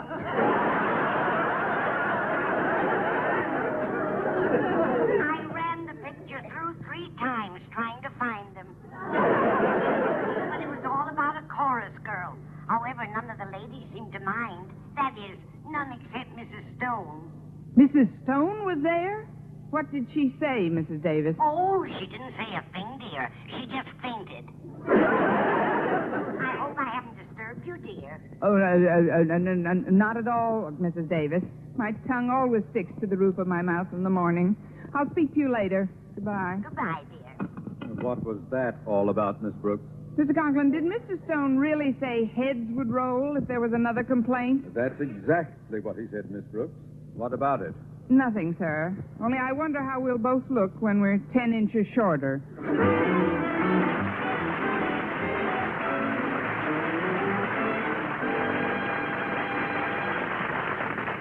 I told Mr. Boynton about my predicament in the school cafeteria at lunchtime. Let's see if I've got it straight, Miss Brooks. You must have another film here to show Mr. Stone when he arrives this afternoon, or the entire project goes right out the window. Followed swiftly by me. And the cost of renting a new film and projector is $15, which I've got to get somewhere. Isn't Mr. Conklin giving you anything? Yes, 2 hours in which to dig it up. Well, you can count on me for part of the $15. Oh, really, Mr. Boynton? What part? $2.35. Here's the 35 cents now. Well, thanks, Mr. Boynton, but where's the $2? Just a second till I take off my shoe. You mean you've got $2 in your shoe? Well, no, I've only got $1 in my shoe. Where's the other $1? In my hat band. You'd make a nervous wreck out of a hold-up man. But I do appreciate Hello, you. Miss Brooks. Hello, Mr. Boynton. Oh, hello, Harriet. I hope I'm not interrupting anything, but Mr. Boynton, what are you doing with your shoe off? He's just airing out his money. What is it, Harriet? Well, first, Daddy asked me to tell you to be sure to be in his office with the new film by 3:30, because that's when Mr. Stone's due to arrive. And secondly, knowing the position you're in, I went around to all the girls and took up a collection for you. I'm beginning to feel like a charity case. Remember the old proverb, Miss Brooks. Pride goeth before a fall. That I knoweth. And at this point, I'm not going to turn down anything. I knew you needed $15, so I canvassed about 30 girls, Miss Brooks. I told them to cough up as much as they could. How much did you collect? 80 cents. That's not much of a cost. I've also got $1 of my own I want to lend you. Oh, no, really, Harriet. I wouldn't dream of taking Oh, it. but Miss Brooks... Well, all right, dear, if you insist. Where is the $1? I'll give it to you as soon as I go down to my locker after lunch. The $1's in your locker? Not exactly, Miss Brooks, but that's the only place I can remove the stocking I'm wearing over it. If the wallet industry depended on this school, it'd go broke. Well, thanks a lot, Harriet. Oh, here's the money, Miss Brooks. I did the very best I could. I knew all the precincts hadn't been heard from. Oh, did you take up a collection too, Walter? Oh, yes, sir. I went around to all the fellows in your English Lit class, Miss Brooks, and I told them you needed 15 Iron Men for a new film, and since they'd all seen Sirens of the Screen, this was one little way of expressing their gratitude. Oh, and how much did you collect? 65 cents. Done a bigger business with Lady of the Lake. Oh, but that's not all.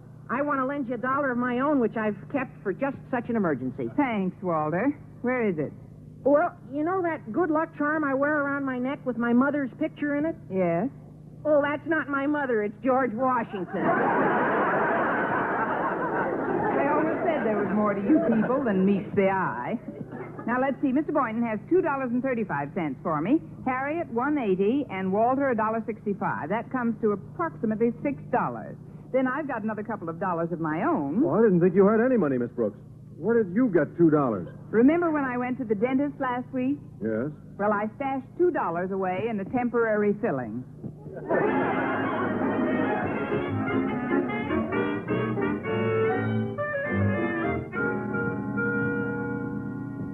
Oh, I'm dreadfully sorry, Miss Brooks, but Institutional Pictures can't accept $8 on a projector and film which rents for $15. But, Mr. Gibson, it was your mistake in the first place. You sent us Sirens of the Screen, past and present, when I'd ordered The Lady of the Lake from your salesman. I think his name was Blake. Oh, yes. We've had nothing but trouble with that man. Our manager wouldn't raise his salary, so out of sheer spite, he switched any number of films on us before he quit. I'd like to help you, but we have a strict 24-hour ruling, and you've had your film for several days. You'll just have to tell your organization. What is it, by the way? A ladies' club? Social service group? Union? I teach at Madison High School. What? Why, our biggest rental is to schools.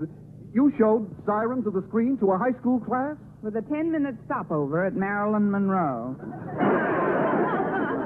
You look like a very fair-minded person. I'll tell you what I'll do.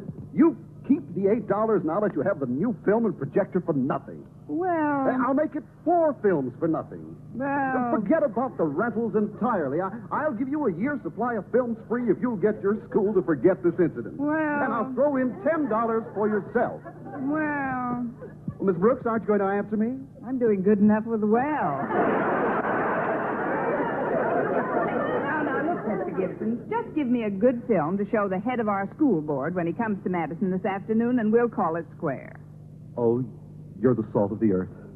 I have just the thing for the occasion. The Board of Education at Work. Don't you think it's perfect? I suppose so, if you like fantasy.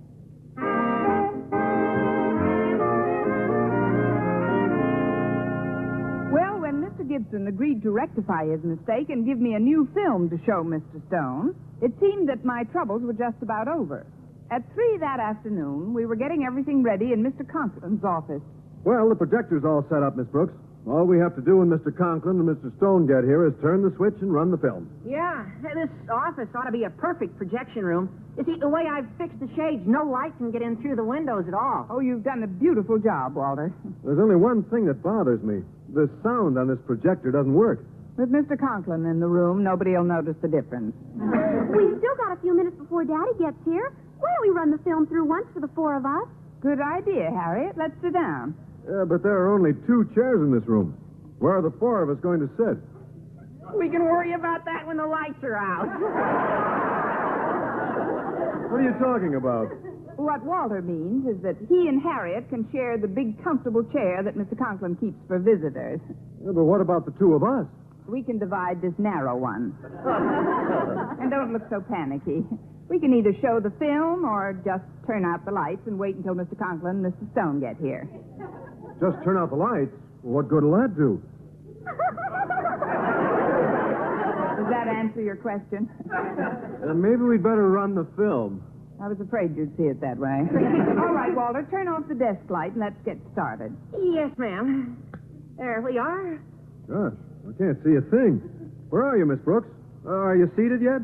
After you, Mr. Barton. That is, I'll sit on the edge of the chair nearest the projector switch. Now, are we all set, Walter? Walter? They're all set. Well, here goes. Oh, what a magnificent view of the Rock of Gibraltar. I feel as if I could reach out and touch it. You're staring at my chin, Miss Brooks. You're leaning rather close to me. How nice of you to notice. Well, we've missed the title, but we know it's about the Board of Education at work. Oh, look at that sign by the side of the road. It says you are now entering Las Vegas, Nevada. Oh, it's probably all about the Las Vegas Board of Education. I hope you're right. Well, of course I am. There they are now, all working around a table.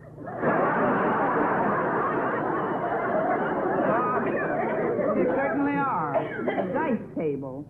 Mr. Boynton, this is a picture about gambling. There's been another terrible mistake. Oh, turn off the projector at once, Miss Brooks. Well, I'm trying to.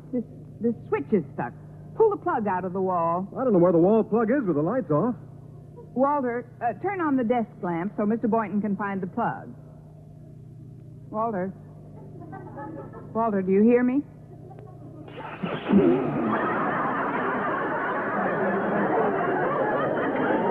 You're a big help. You have to find it in the dark, Mr. Boynton. Well, I'll try. Oh, good. You found it. What on earth is going on in here? Mr. Conklin.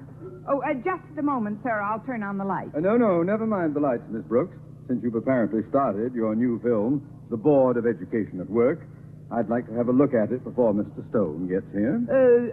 Here. Sit in my chair, sir. Oh, where will you sit? I'll stand in front of the screen. It isn't a very good picture, Mr. Conklin. Stop babbling, please.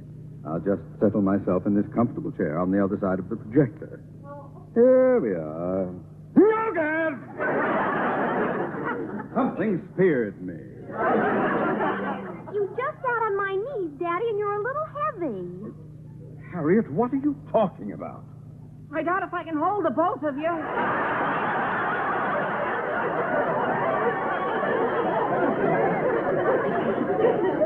Kent! Where are you? He's between the devil and the deep blue sea. Well, turn on those wall lights, Boynton. Yes, sir. Uh-huh. Harriet, I want you and Denton to leave this room at once. Through my inner office, please. And I'll speak to you both later. Very well, Daddy. Mr. Conklin, appearances are very often deceiving. And I want you to know that Harriet was in no way responsible for what happened. I'll take the full blame, sir. It was all my fault. And I insist that you let me accept the entire responsibility for this whole... Oh, blow!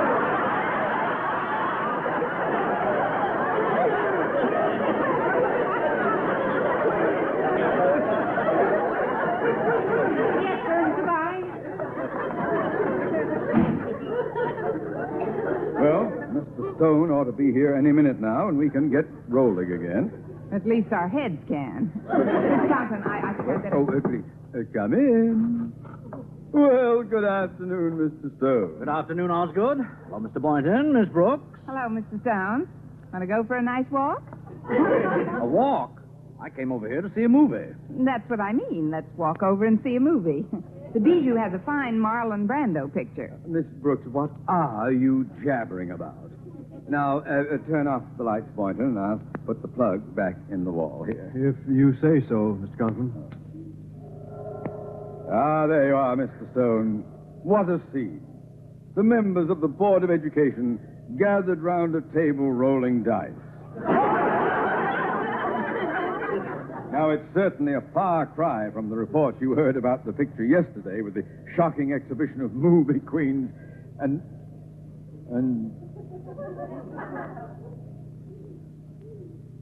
Miss Brooks? Why are the members of the board rolling dice? The blackjack dealers are on strike.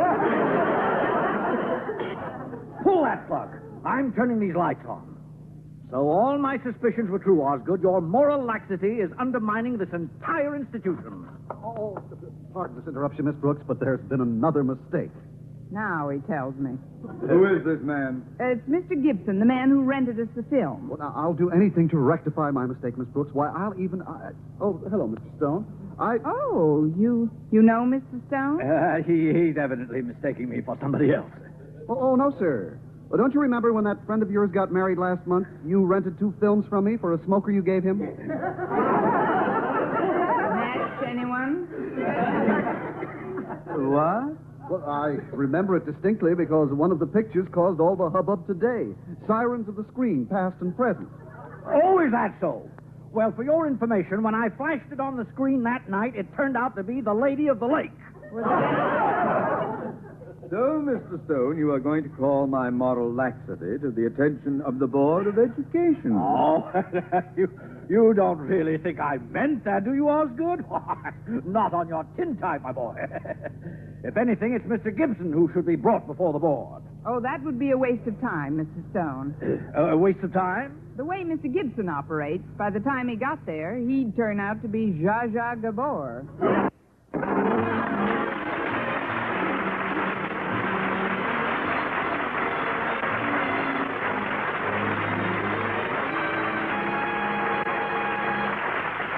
And now, here's our star, Eve Arden. That film mix-up really has got me into hot water.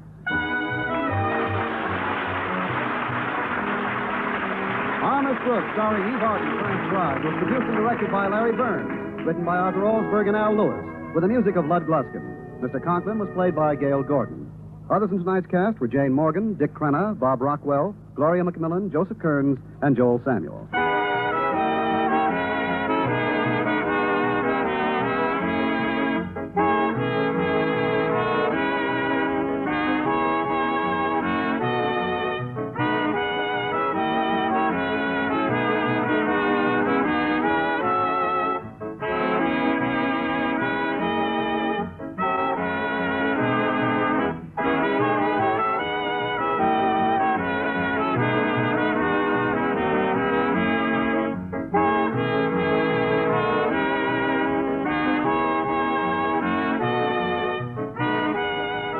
Next week at this same time and over this same station, Eve Arden, in the role of Madison High School's favorite English teacher, Miss Brooks, will again call the student body together. Don't you be absent. Our Miss Brooks is presented each week through the worldwide facilities of the United States Armed Forces Radio and Television Service.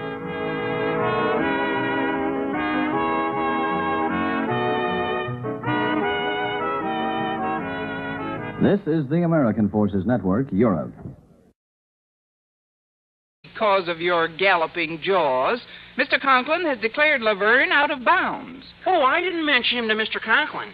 Laverne sent him a special calendar of his beautiful girls for Christmas, and Mr. Conklin tore it up. Are you certain? Of course I'm certain. I was in his office when he took it out of his wall safe this morning and tore it up. It figures. Well, perhaps I have misjudged you slightly, but my particular problem is to prevent Miss Enright from giving Mr. Boynton her picture. Well, I think I've got a way to eliminate Miss Enright. Quick, clean, and easy. Yeah, I thought of that, too, but she refuses to eat the cafeteria food. It's nothing like that, Miss Brooks. But I know she can't pay for her picture until the first of the month. And if you can convince Mr. Laverne that she's a bad credit risk when you pick up your picture, he may not give Miss Enright hers. Who's your study teacher, Lucretia Borgia? Say, that might work at that. Of course it will. Well, does that prove that your interests are uppermost in my mind, Miss Brooks? And that my plugs for Mr. Laverne were not only for personal gain, but also mere boyish enthusiasm? Walter, your boyish enthusiasm stopped when you traded your celluloid rattle to the baby next door for his gold teething ring. Later that afternoon, in spite of Mr. Conklin's edict, I was in Laverne's studio. When he showed me my portrait, I told him how happy I was with the result. Well, I'm delighted that you're pleased with my work, Miss Brooks, and I hope the others who are coming in this afternoon are equally satisfied. You're expecting Miss Enright, aren't you? Why, yes. Do you know her? Mm-hmm. Oh, yes. Good old Skippy is a... Skippy? Oh, that's just a friendly little nickname that the loan company gave her. Good old Skippy, always the first to skip a payment. She skips payments? Yes, but she's so wonderful. You know, she never has less than a half a dozen men chasing after her. Well, she must be quite popular. They're all from the collection agency. Oh. I think perhaps I'd better hold on to Miss Enright's picture until...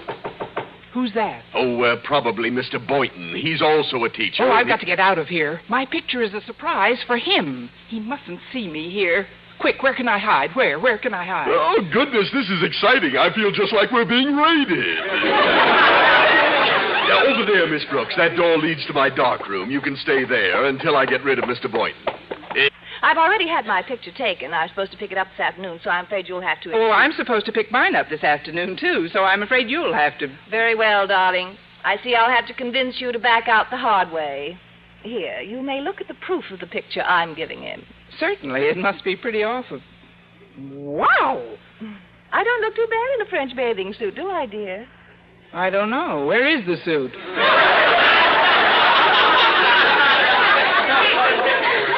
Oh, yes, there it is. I thought at first it was a speck of dust. Miss Enright, this isn't fair. Besides, Mr. Boynton would never display such a photograph unless it had a calendar under it. Oh, I have a feeling he'll love it, darling. Men being men. And now, what did you say you were getting him, dear? I don't know. I may just decide to hop up on his bureau myself. Well, it was quite a blow to hear that Miss Enright was going to surprise Mr. Boynton with a photograph of herself at the same time I was. All morning I thought of how to prevent it, but without success. So in order to be certain my lunch hour would be free for additional thought, at noon I took every possible precaution to avoid passing our beloved principal's office. I walked down the back stairs, past the women's lockers, through the cellar, then through the furnace room, up the stairs to the furnace room door, which faced the rear of the cafeteria. As I opened the door quickly, it landed against something soft. You can help me up now if you want to. Mr. Conklin! Oh, my goodness, sir, I'm terribly sorry. But why were you shaving all the way back here? I wasn't shaving, Miss Brooks. My face was just propelled into my custard pie. I was carrying a tray of food. A tray of food? But I don't see any food. How could you? Thanks to you, I'm sitting in most of it. Miss Brooks, was your mother ever frightened by a Keystone Cop? Really, Mr. Conklin, I'm terribly sorry, but I had no idea. Oh, never mind. What's done is done. I suppose I can brush most of this stuff off. I wanted to have a word with you anyway, but hardly under these circumstances. Now, to be brief, it has come to my attention that a few of my teachers are considering patronizing a certain notorious photographer in town. A notorious photographer? Yes. This man Laverne has been making his living up to now in Hollywood, taking cheesecake pictures of cinema starlets. Such a man can have nothing but a corrosive and demoralizing effect on the community. And I'm sure Mr. Stone, the head of the Board of Education, would concur in this opinion. How do you know, sir? I asked him.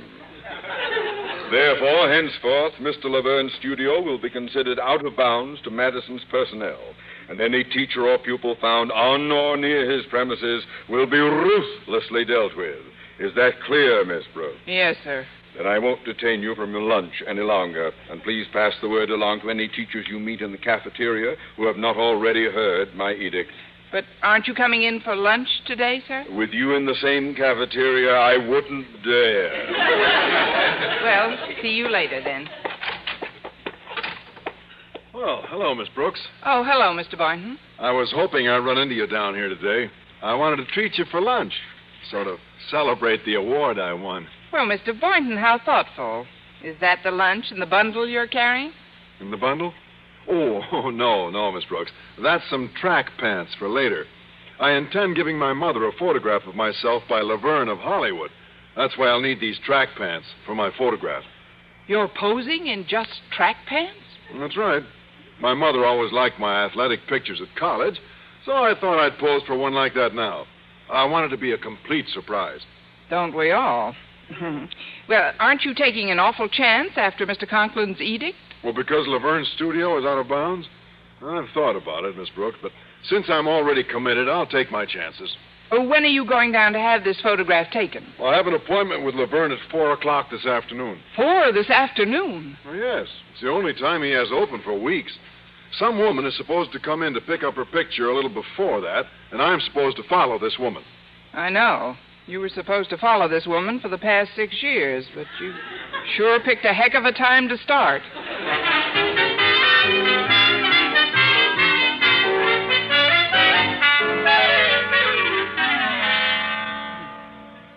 But, Miss Brooks, the only reason I came into your classroom was to explain what happened.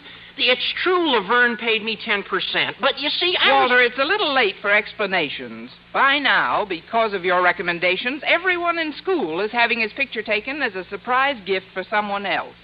But worst of all,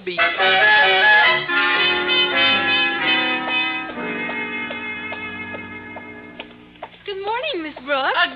Good morning to Madison's most beauteous faculty member. Oh, hello, kids. Miss Brooks, how did you like that photographer Walter sent you to? Isn't Laverne of Hollywood the most? Well, his prices certainly are. Still, I'm not complaining, and I'm thankful to you, Walter, for sending me to him. But do me a big favor, will you? Don't, under any circumstances, tell anyone about the gift I'm giving Mr. Boynton. Also, let's keep your Mr. Laverne strictly to ourselves. Don't tell a soul.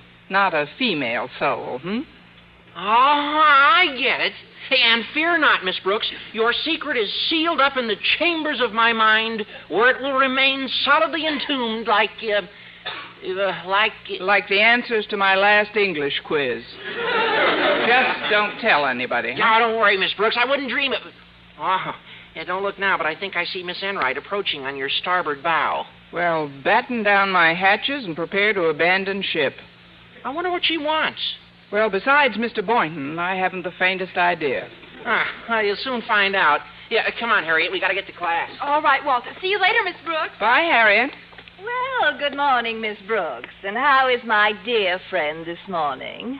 If I can find one, I'll ask her. Oh, darling, you have such a charming sense of humor. Gay, effervescent, bubbling, like a slightly moss-covered fountain. Well, it's been nice chatting with you. But I must be on my way to class. Oh, just a moment, Miss Brooks. I stopped you for a reason. It concerns Mr. Boynton. Mr. Boynton? Yes. You see, I have a delightful surprise for him as a reward for the honor he's just won. Really? Now, Miss Brooks, the only reason I'm discussing the question of gifts with you is to prevent us from both giving him the same thing. Oh, well, there isn't a chance of that, I assure you. No, I suppose not. I'm presenting him with a framed photograph of myself taken by Laverne of Hollywood. And that's something you could never possibly have thought of, unless we were sisters living under the same roof. What do you hear from Mom, sis? What? You can't be serious. You mean you intend giving him the same thing? That's what I mean. But where on earth did you get the idea? And drop dead Walter Denton. Yes. As a matter of fact, Walter did give me the idea. Our Miss Brooks, starring Eve Arden.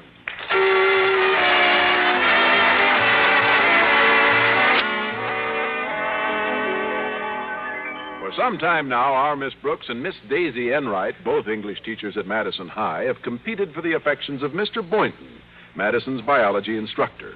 Their rivalry may be compared to the spectacle of two fine boxers skillfully sparring for an opening, or two master chess players carefully planning each move, or two great generals planning attack and counterattack.